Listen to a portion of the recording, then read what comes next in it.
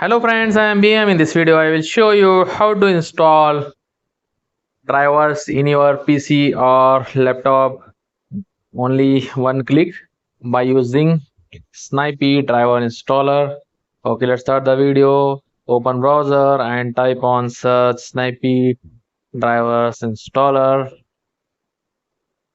and click on this first link. Okay, after this, click on this download button.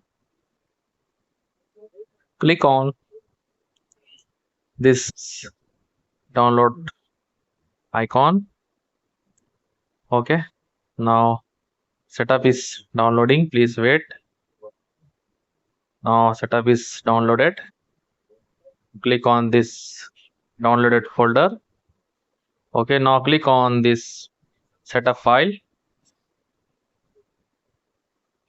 Okay, now this is driver installer wizard. Open. There is the option to install drivers. First you check this is our missing drivers detail. Okay, after this, now click on this green button. This is our missing drivers. Select once this driver. After this, click on accept. Now driver installation is completed. Okay.